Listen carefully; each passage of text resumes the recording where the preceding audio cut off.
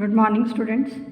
Today we will discuss to find the Fourier coefficients of an element in an inner product space, even in that case when the given orthonormal family is uncountable. Yesterday we done the theorem in that case when the sequence EK, that is countable sequence, and today we will do the result for orthonormal family which is uncountable. In this case, here we will use the index set I, which will be uncountable, and therefore the corresponding orthonormal family EK, that is also uncountable.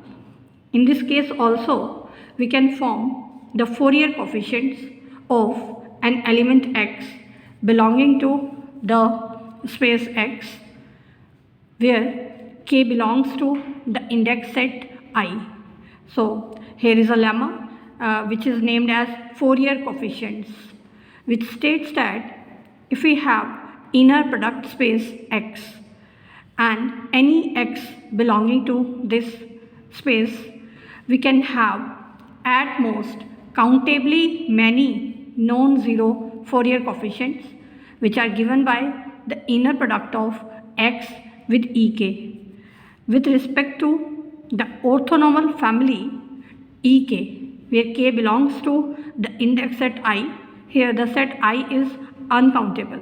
Hence, with every fixed X belonging to H, we can associate a series which is given by summation alpha k EK, where alpha k are the Fourier coefficients which are given by the inner product of X with EK. We will show that this EK can be arranged in the form of a sequence, and the sum of the series does not depend on the order in which EK are arranged in the sequence. So in order to prove this theorem, let us define a set consisting of all those EK whose inner product with the element X that is not equal to 0. Now we will prove that this S is either empty or countable set. In order to prove S is either empty or countable, let us define a set Sm consisting of all those elements from the sequence Ek for which the inner product of X with Ek mod square is greater than X norm square upon M. Here this K belongs to the index set I. Now we will prove that this set Sm contains at most m-1 elements. So we will prove this by using the Bessel's inequalities. Now let us suppose this Sm contains more than m-1 elements. So we have taken n vectors in the set Sm where n is greater than or equal to m. Let these vectors be e1, e2, e3 and so on up to en. Now because these elements belongs to the set Sm, so we can use the definition of this set. So because e1 belongs to Sm, so by definition of Sm, inner product of X with e1 mod square that will be greater than X norm square divided by m. Also the element e2 belongs to the set Sm, again using the definition of Sm, inner product of X with e2 mod square that will be greater than X norm square upon m. Continuing like this, we can use the result for the element en. En is also in the set Sm, again by definition of Sm, inner product of X with en mod square is greater than X norm square divided by m. Now adding all these inequalities, we get summation k varies from 1 to n, inner product of X with Ek mod square is greater than, this term is added n times, so we get n times X norm square upon m. Now because n is greater than equal to m, so n upon m, that is greater than or equal to 1. So this quantity will be greater than X norm square.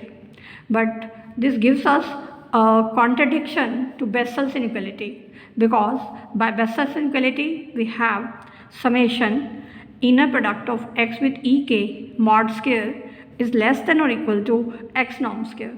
So this contradiction proves that our assumption is wrong. It means the set Sm contains at most m minus 1 elements. Now we can write the set as in the form of union of these Sn, and this is countable union, and now each Sn is countable, and union of countable union of countable sets is again countable. So we can say that S is countable. S can be empty if each Sn will be 0. So we have proved that S is either empty set or countable set. Now because S is countable, hence with each element x belonging to the inner product space X, we can associate a series which is given by summation inner product of x with ek into ek. We can arrange this ek in the form of a sequence such that the series takes the form x is equal to summation inner product of x with ek into ek, and the series is also convergent. We can use the result which we proved in the last theorem. By the third part of the last theorem, the convergence of this series will be obtained. Now the last step of the theorem is to prove that the sum does not depend on the order in which these ek are arranged in the sequence. So let us take another arrangement of the sequence En. That arrangement we have denoted by the sequence Wm. This is rearrangement of the sequence En. Now by definition of rearrangement, we have a bijective mapping of set of natural numbers onto itself, such that the corresponding terms of the two sequences, they are equal. It means the members of the sequence Wm will be equal to the members of the sequence En. Now let us set alpha n is equal to inner product of x with En, and corresponding to the rearrangement series, we define the Fourier coefficient beta n, which is the inner product of x with the Wm. Now x1 is equal to summation n varies from 1 to infinity inner product of x with En into En, and this is further is equal to summation alpha n En, where n varies from 1 to infinity, and let us take x2, that is the sum of the series summation beta m Wm. Now we have to prove that x1 and x2 are same, means the sum corresponding to the both series are same. So in order to prove this, we use the last theorem, its second part. According to that part, the Fourier coefficient alpha n are given by inner product of x1 with En, and by using the same result for the rearrangement, beta m are given by inner product of x2 with Wm. Now we have to prove that x1 and x2 they are same. So in order to prove this, firstly we will show that the inner product of x1 minus x2 with En and Wm, that vanishes. So let us find the inner product of x1 minus x2 with En. So if we consider this product and using the properties of inner product, this is further is equal to inner product of x1 with En minus inner product of x2 with En. Now substituting the value of En, because En is En is equal to Wmn, so we have substituted the value here, and now using this result from here, we have this is equal to inner product of x with En minus inner product of x with Wm. Now because Wmn is En, so these two terms will be cancelled out. So we have obtained inner product of x1 minus x2 with En is 0. In the same way, we can find inner product of x1 minus x2 with Wmn. Now again using the property of linearity for the inner product, this is given by inner product of x1 with Wmn minus inner product of x2 with Wmn. Now here substituting the value of Wmn, which is En, and again using the equations which already defined, this is further is equal to inner product of x with Wmn minus inner product of x with En. Now substituting the value of En again here, these two terms will be cancelled out. So we get inner product of x1 minus x2 with Wmn, that is 0. Now let us consider the square of norm of x1 minus x2. Now by definition, norm square means inner product of this element with itself. Here we have substituted the values of x1 and x2. x1 is the sum of the series summation alpha and En, and x2 is sum of the series summation beta m Wm.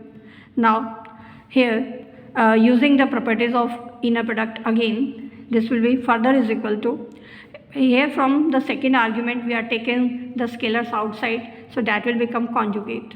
So inside we are left with inner product of x1 minus x2 with En, and in the second term we have inner product of x1 minus x2 with Wm. Now as we already discussed, this inner product is 0, and also the inner product of x1 minus x2 with Wm, that is also 0. So we have obtained x1 minus x2 norm square is 0. So this further implies that the norm of x1 minus x2, that is 0, because norm is a non-negative quantity, and if norm is 0, the element itself will be 0. So from here we get x1 minus x2 is equal to 0. So we get from here x1 is same as x2. Thus we have proved that the sum corresponding to the rearrangement and the sum corresponding to the sequence En, they are same. Thus we have proved that the sum does not depend on the order in which these Ek are arranged in the sequence. So this completes the lemma, which is named as Fourier coefficients. Next is the definition. What is total orthonormal set? Let us take a norm space X and a subset M of the space X. Then we say that this subset M, that is total, or it is also called fundamental, if the span of the set M is dense in X. By definition of dense, a set is dense in X if its closure is equal to X. So we can say that span M closure is equal to X.